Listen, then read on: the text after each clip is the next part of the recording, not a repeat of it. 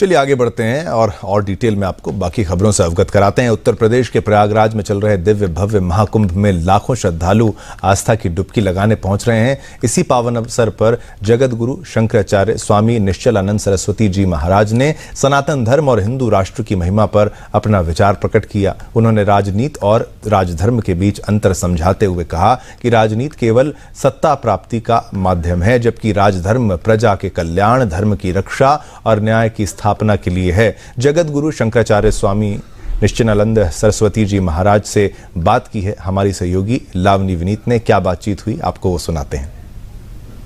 महाकुंभ के महाअनुष्ठान में जहां यहां आने वाले श्रद्धालु आस्था की डुबकी लगाते हुए नजर आ रहे हैं, धर्म और आध्यात्म को समझने का प्रयास कर रहे हैं, वहीं इस महाभूमि पर, इस पवित्र भूमि पर संतों, महात्माओं और शंकराचार्य जगत गुरु उनके आशीर्वचन से भी यहां पर आने वाले श्रद्धालु पूरी तरह से अमृत धारा में ओतप्रोत होते हुए नजर आते हैं। हमारे साथ इस वक्त महाकुंभ के महत्व को और खास तौर से इस महाकुंभ के महाआयोजन के माध्यम से हिंदू राष्ट्र की संकल्पना को कैसे बल दिया जाए, इन सभी बातों पर बात करने के लिए हमारे साथ जगत गुरु शंकराचार्य स्वामी निश्चलानंद सरस्वती जी महाराज हैं।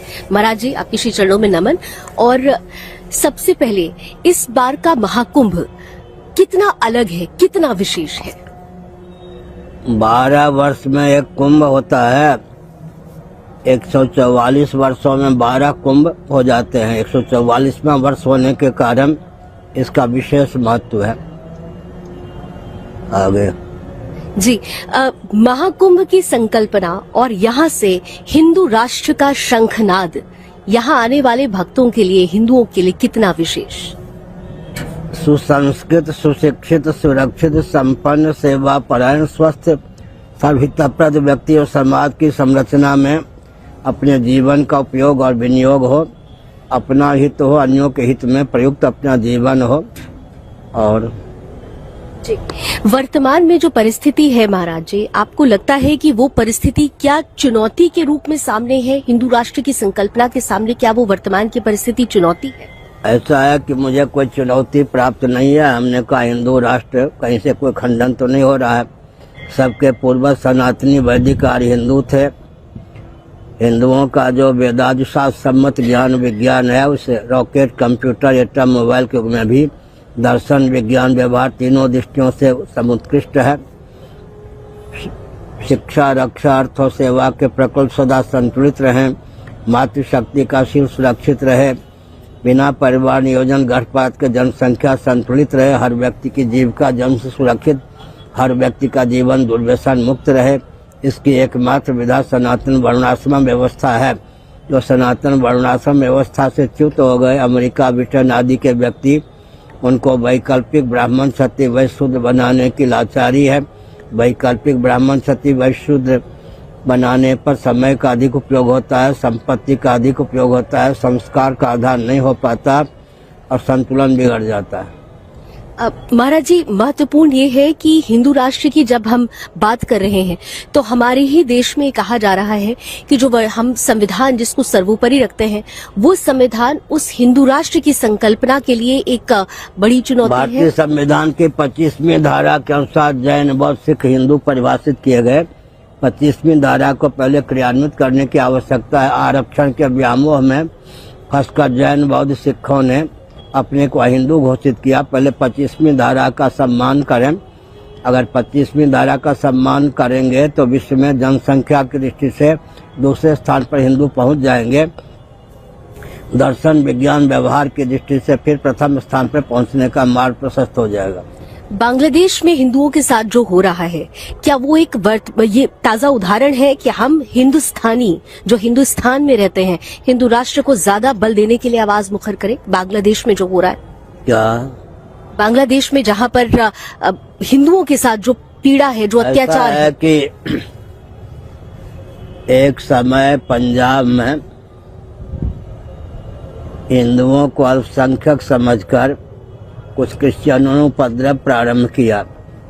एक वयोवृद्ध सिख ने कहा 10 गुरुओं के मार्ग पर चलना चाहिए सिखों को, और मान लो कि यहाँ हिंदू कम हैं, परंतु सिख तो पूरे देश में, विश्व में फैले हुए हैं।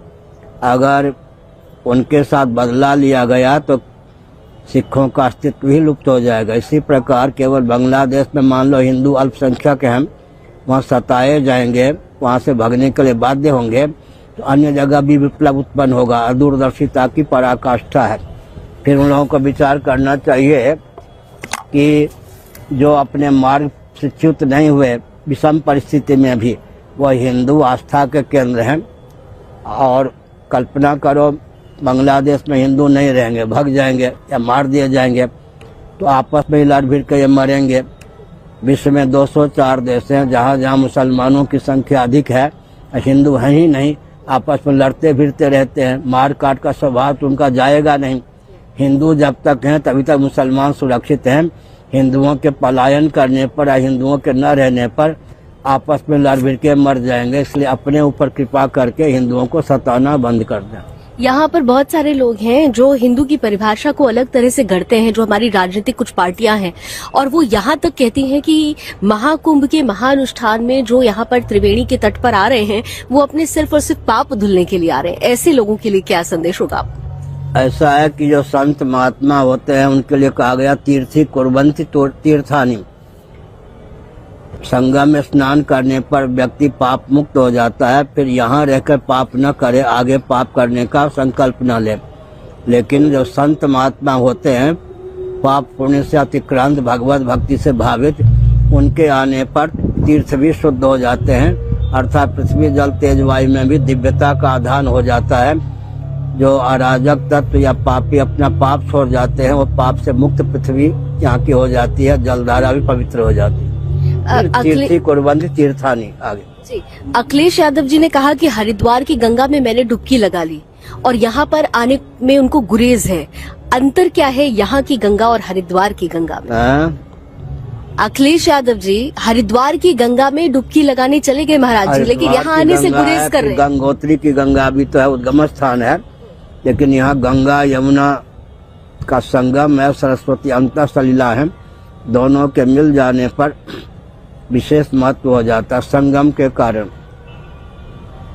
आगे एक और महाराज जी, बहुत सारे लोगों में एक भ्रम है कि जब वो यहाँ स्नान करने आ रहे हैं करोड़ों की संख्या में, तो उनका ये लक्ष्य है कि वो त्रिवेणी के तट पर ही वो डुबकी लगाएं आस्था की। लेकिन क्योंकि भीड़ बहुत ज्यादा है तो कई लोगों का कहना है कि हमें सिर्फ यमुना जी में हमने आस्था की डुबकी लगाई। किसी ने कहा कि हम संगम तट तक नहीं पहुंच पाए, गंगा जी में ही हमने आस्था की डुबकी लगाई। तो क्या कोई अंतर है? ऐसा है कि गंगा जी में कहीं भी डुबकी लगावें, त्रिवेणी में स्नान करने का योग न भी हो तो भावना की प्रगल्भता से फल मिल सकता है। यहाँ के जलवायु में त्रिवेणी का सन्निवेश है। यहाँ की जो हवा है ना, त्रिवेणी की पवित्रता को लेकर के बहती है। कहीं भी स्नान करें गंगा जी में, कदाचित त्रिवेणी में न भी कर सकें तो फल मिलता ही है त्रिवेणी में स्नान का, भावना की प्रगल्भता से, वातावरण की दिव्यता से।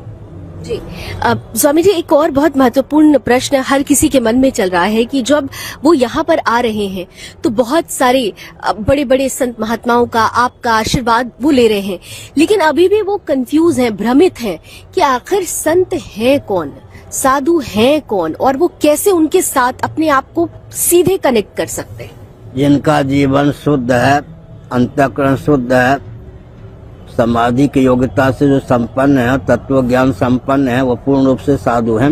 अविद्या काम और कर्म ये निबंधक हैं। अविद्या काम कर्म से जो अतिक्रांत हैं वो तो भगवद रूप ही हैं। इदम ज्ञान उपासित्या ममसा धर्ममागता ज्ञानी तो आत्ममतम। लेकिन जिनका जीवन सदाचार संयम से संपन्न है वो भी पूज्य हैं, उनके प्रति भी आस्था होनी चाहिए। पहचान कैसे करें? क्योंकि पहचान कैसे करें? यहाँ पर बहुत सारे भक्त ऐसा है कि 10वीं कक्षा जो पास है व्यक्ति, वो अगर किसी ऐसे व्यक्ति को जिसके डिग्री डिप्लोमा का ज्ञान नहीं है बात करे, समझ लेगा कि हमारे बराबर है या हमसे ऊपर है या नीचे है। इसी प्रकार जिनके हृदय में जैसी क्षमता है, अपने से ऊपर की क्षमता, बराबर वालों की क्षमता, नीचे वाली क्षमता का आकलन वो कर ही लेते हैं।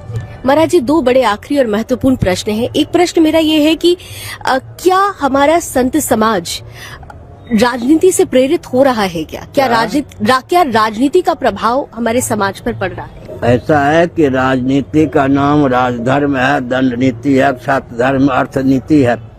धर्म की सीमा का अतिक्रमण करके राजनीति को न परिभाषित कर सकते हैं न क्रियान्वित। महाभारत में राजधर्म शब्द का प्रयोग किया है। राजनीति, राजधर्म, अर्थ नीति, दंड नीति और क्षात्र धर्म। क्षात्र धर्म क्षत्रियों का धर्म, ये पांचों पर्यायवाचक है। धर्म विहीन राजनीति का कोई महत्व ही नहीं है।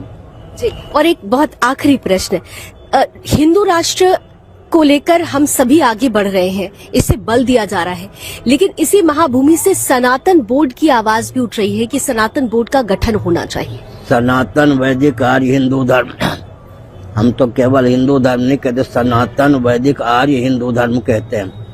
सबको मिला करके बोलते हैं। जो सनातनी हैं, वैदिक हैं, आर्य हैं, वो हिंदू हैं ही। और चार जो मान्य शंकराचार्य होते हैं, अपने अपने क्षेत्र के मठ मंदिरों की सुरक्षा का दायित्व उनको प्राप्त था ही। वो सपाई संत, बसपाई संत, कांग्रेसी संत, भाजपाई संत जब से होने लगे, तब से संतों की छवि विकृत होने लगी। संत की वाणी और संत के जीवन में लोभ, भय, कोरी, भावुकता, विवेक का समावेश न हो। लोभ, भय, कोरी, भावुकता, विवेक से दूर रहेंगे तो उनका प्रभाव विश्व स्तर पर होगा ही, हो ही रहा है।